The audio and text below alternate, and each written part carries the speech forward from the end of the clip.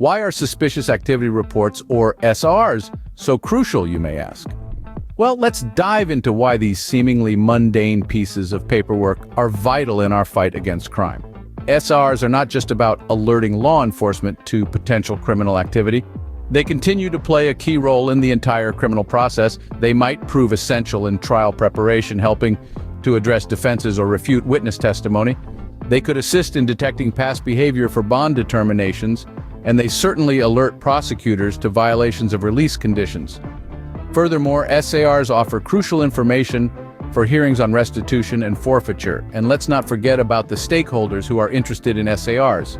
These include SAR review teams, local task forces, regulatory bodies, and auditors, to name a few. Their interest underlines the broad significance of SARs in our legal and financial systems. Moreover, SARs you have written not just today, but yesterday, last year, or even earlier, continue to hold immense value.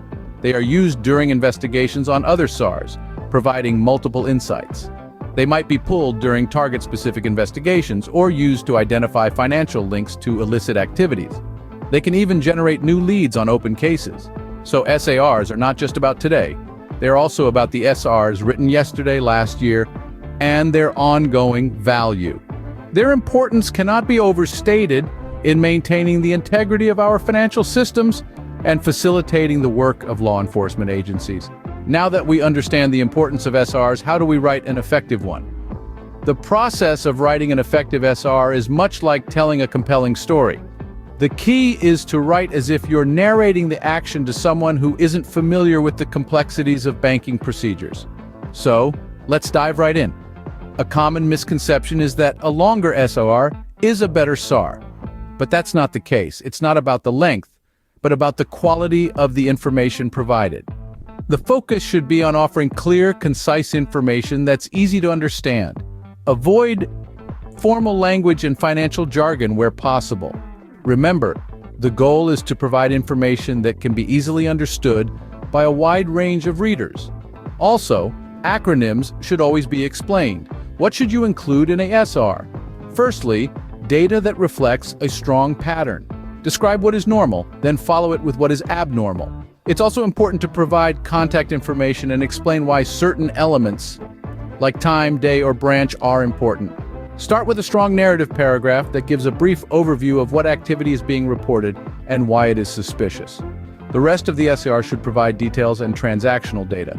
If the SR is a result of contact by law enforcement or another governmental entity, note that. Always reference any previously filed SRs that are related to the current SAR. If there's a suspected shell company or law enforcement is already involved, make sure that's mentioned. What should you avoid? Don't just document the observed activity.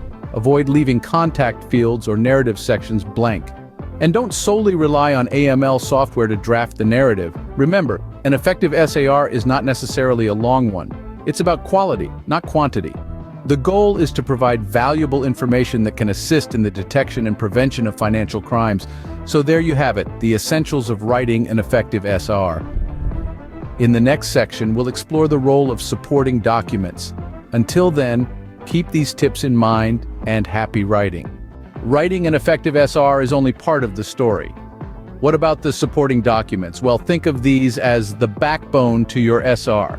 They're the solid evidence that strengthens your case, the proof in the pudding, so to speak. Supporting documents play a pivotal role in preserving vital evidence before it's lost in the shuffle of countless transactions and interactions. Imagine you're a detective and these documents are your clues. Each one holds a piece of the puzzle, and without them, the picture remains incomplete. Now, let's say you've got a suspicious account on your hands. It's not enough to simply report it. You need to provide copies of the account. These copies serve as a snapshot of the account at the time of your suspicion. They show the transactional history, the pattern of deposits and withdrawals, and any irregularities that might have caught your eye. These documents are not just supporting your report, they're supporting your credibility and the credibility of your institution. They show that you've done your due diligence, that you've looked beyond the surface and delved into the details. So remember, when you're putting together your SAR, don't neglect the supporting documents.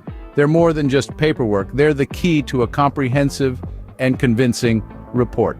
So, a successful SAR is not just about the report itself. It's also about the supporting documents that back it up.